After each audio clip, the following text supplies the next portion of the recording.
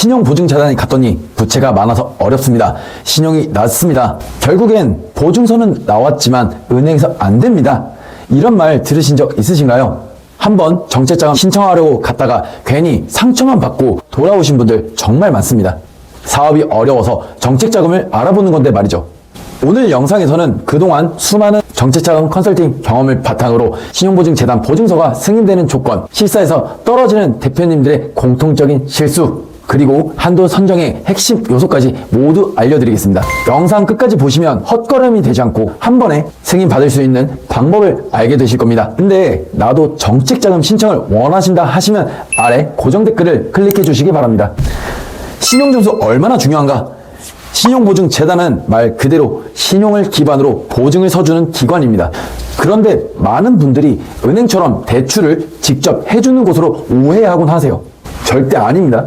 은행은 돈을 빌려주는 곳이고 신용보증재단은 은행이 빌려줄 수 있도록 보증서를 끊어주는 곳입니다. 그렇기 때문에 이 기관은 기계적인 수치심사보다는 종합적인 사람 중심 평가를 합니다. 하지만 그럼에도 불구하고 기본적인 진입 조건인 신용 점수는 중요합니다. 나이스 기준 750점 이상 혹은 최소 710점 이상은 대부분 무난하게 진입이 가능해요. 단 이보다 낮더라도 특례 자금이나 소액 자금으로 일부 가능성이 열려 있으니 너무 포기하지 마세요. 다만 점수가 낮을수록 한도는 낮아지고 승인 확률도 떨어집니다. 실제로는 점수보다는 부채 구조, 업력, 보증금 등 다른 요소들이 함께 보정작용을 하기도 합니다. 그래서 신용점수가 낮다, 무조건 탈락은 아닙니다. 그러나 신용점수가 높을수록 좋은 조건을 받을 확률이 확실히 높습니다. 부채 구조와 대출 종류, 어떤 게 문제일까요? 여러분, 단순히 대출 금액이 많다보다 더 중요한 건 대출의 종류와 분산도입니다. 가장 좋지 않은 구조가 이런 겁니다. 카드론 1건, 캐피탈 2건, 저축은행 1건, 이렇게 2금융권 이상의 대출이 3개 이상 분산되어 있는 경우 보증재단 입장에서는 재무 건전성 불량으로 분류하게 됩니다. 이 경우에는 사실상 탈락이라고 보셔야 합니다. 그렇다면 가장 좋은 구조는 1금융권 중심으로 정리되어 있고 고금리 대출이 거의 없는 상태입니다. 현금 서비스는 특히 민감한 항목입니다. 금액이 작더라도 자금 압박을 받고 있다는 신호로 해석돼서 한도 감점 요인이 되기도 해요. 예를 들어서 현금 서비스 100만 원을 보유하고 있다.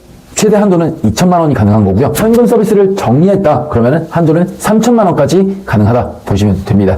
이처럼 대출은 무조건 줄이는 게 중요한 게 아니라 구조를 바꾸는 게 훨씬 중요합니다. 대출을 줄이기 어렵다면 통합을 하거나 고금리부터 갚는 순서로 접근을 하세요. 보증, 업력, 사업장 신뢰도입니다. 자영업을 하다 보면 처음엔 작은 매장, 임시 공간에서 시작하는 경우도 많습니다. 그런데 보증재단은 사업장 자체가 안정적인 공간인지를 중요하게 봅니다. 임차 보증금이 1,000만 원 이상이라면 가점 요인이 되는 거고요. 500만 원 이하인 경우에는 보증 가능성이 낮아지기도 하죠. 만약 조만간 이전 예정이라면 이전 이후에 보증금이 높아지는 시점에서 맞춰서 신청하는 게 좋습니다. 또한 사업장 업력도 매우 중요한데요. 일반적으로는 이를 기준으로 가산점을 줍니다. 3개월 미만은 신청이 불가능하고요. 1년 미만은 가점이 거의 없다고 보시면 됩니다. 2년 이상은 가점이 많이 붙기도 하고요. 7년 이상은 자립 가능성으로 간주는 하지만 가점이 들어가지는 않아요. 즉 적절한 시점은 1에서 5년 사이입니다. 이때 신청하는 게 가장 합리적이라고 보시면 돼요. 실사 대응이 진짜 중요한 순간입니다. 실사는 보통 신청이 거의 승인된 상태에서 진행됩니다. 그래서 더 아쉽고 더 속상한 게 이 실사에서 떨어졌을 때죠.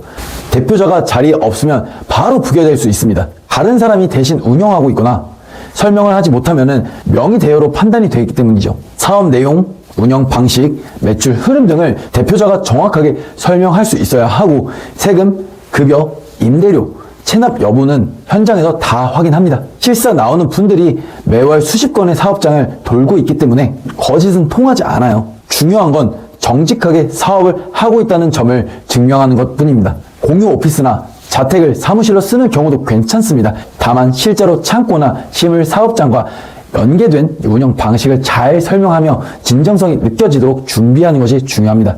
신청 전략과 액수를 적게 쓰면 안 되는 이유를 알려드리겠습니다. 정책자금 신청할 때 이런 질문 많이 받습니다. 정말 필요한 금액이 3천인데 딱 3천만 원만 써도 되나요? 결론부터 말하면 최대 맥시멈까지 쓰셔야 합니다. 보통 정책자금은 심사 후 3에서 50% 감액될 수 있어요. 그래서 전략은 다음과 같습니다. 필요 금액보다 2배 이상 여유있게 신청하시고 3천만 원이라고 하면 6천만 원 신청. 정책자금은 중도 상환 수수료가 없기 때문에 초과 승인 시에도 부담 없이 상환하시면 됩니다. 한도는 협의 대상입니다. 내 사업의 성장성과 자금 필요 이유를 잘 설명하면 담당자도 더 좋은 조건을 줄 수 있습니다. 그래서 상담 때는 객관적인 자료와 사업 계획서를 준비해 두는 것이 정말 중요합니다. 결론입니다. 조건은 명확하고 준비가 관건입니다. 신용보증재단은 단순히 돈이 필요한 사람에게 무작정 돈을 빌려주는 곳이 아닙니다. 이 사업이 앞으로 생존 가능성이 있는지, 이 대표가 책임감 있게 사업을 끌고 나갈 수 있는지를 본다는 겁니다. 한 가지 이유로 떨어지는 경우는 거의 없어요. 3개에서 4가지 조건이 동시에 충족되지 않을 경우 탈락하는 경우가 대부분입니다. 마지막으로 핵심 7가지를 정리해드리면 다음과 같습니다. 신용점수는 나이스 기준 750점 이상 확보하시고, 고금리 대출 및 현금 서비스를 정리하시고, 이금융권 대출 3건 이상 정리가 필요합니다. 임차 보증금은 1,000만 원 이상 확보를 하셔야 되고요. 사업 업력은 1에서 5년 내가 제일 적정합니다. 실사 때 대표자가 직접 대응하고 정직한 사업 운영을 증명하시면 됩니다. 신청 금액은 2배 여유 있게 작성하시길 바랍니다. 여러분, 정책자금은 운이 아닙니다. 정보, 전략, 준비가 전부입니다. 오늘 알려드린 내용을 체크리스트 삼아 차근차근 준비하신다면 여러분도 신용보증재단에서 좋은 조건으로 승인 받으실 수 있습니다.